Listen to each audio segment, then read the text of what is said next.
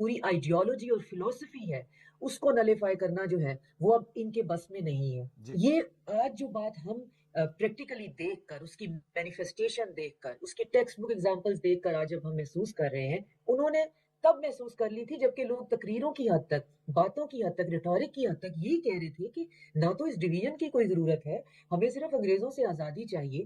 تو قائد اعظم یہ سمجھ گئے تھے کہ انگریزوں سے آزادی کا مطلب ہے کہ میجورٹی میں ان کے ساتھ رہنا جو کہ لاجیکلی پاسبل نہیں ہوگا بائی ڈیفالٹ پاسبل نہیں ہوگا. کیوں نہیں ہوگا؟ کیونکہ ان کی فلسفی جو ہے وہ گنجائش نہیں دیتی ہے کسی اور کو, جو اتنی گنجائش نہیں دیتی ہے کہ ان کے اپنے مذہب کے اندر جو ہے جو ذات پات کا سسٹم ہے اس میں سے جو شیڈولڈ ہے وہ نہیں رہ سکتے.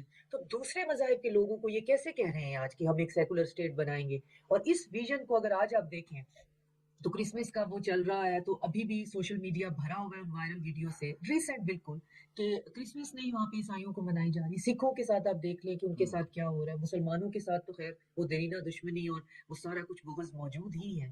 تو یہ کچھ لوگ ہی ہوتے ہیں, کچھ لیڈرشپ ایسی ہوتی ہے جو کہ اتنے سالوں بعد کا ویژن جو ہے نہ صرف دیکھ لیتی ہیں بلکہ لوگوں کو کنونس بھی کر لیتی ہیں. اور پھر اس میں ہماری بدقسمتی یہ ہے کہ اس وقت کشمیر میں کچھ لوگ جو ہیں وہ کنونس نہیں ہوئے, ان کی کوتاہ نظری نے اس ویژن کو نہیں محسوس ہونے دیا, اور جس کی سزا جو ہے وہ نہ صرف کشمیری بھگت رہے ہیں بلکہ یہ پورا خطہ بھی بھگت رہا ہے. کیونکہ کشمیر ہماری اگر شہر رگ ہے تو اگر وہاں پیس نہیں ہوگا تو پورا ریجن سٹیبل نہیں ہوگا, صحیح. پورا ریجن سٹیبل نہیں ہوگا. اگر وہ ویسے سٹیبل ہی نہیں ہے تو اکنامک سٹیبلٹی کہاں سے آئے گی؟ تو ہم اس کشمیر کے اس کوتاہ نظری کے نتیجے میں اپنے پڑوس میں ایک دشمن پال کے بیٹھ گئے ہوئے ہیں جو کہ ہمارے وسائل, ہماری انرجیز, کاسٹ اور کائنڈ دونوں میں کنزیوم کرتا ہے. اگر یہ کشمیر کا مسئلہ حل ہو جاتا تو ہو سکتا ہے کہ ہم اور بھی کوئی مسئلہ جو ہے مسئلوں کا حل ڈھونڈ لیتے, یا ہم انڈیا کو کسی اور چیز پہ آمادہ کر پاتے کہ ہمیں ایکسپٹ کر لے.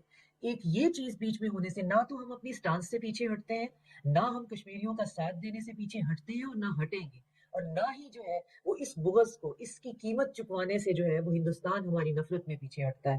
تو آپ اندازہ کریں کہ قیمت کتنی چکانی پڑ رہی ہے. پورا خطہ جو ہے وہ اس کی لپیٹ میں آیا ہوا ہے صرف اس وجہ سے کہ چند لوگوں کو کچھ پولیٹیکل سیٹس چاہیے تھیں اس وقتی طور پہ. کہاں گئے آج؟ تو ان میں سے کتنے ہوں گے جو زندہ بھی ہوں گے, اور ٹھیک. کتنے لوگوں کو وہ ایک اوپن ایئر پریزن میں چھوڑ کے چلے گئے.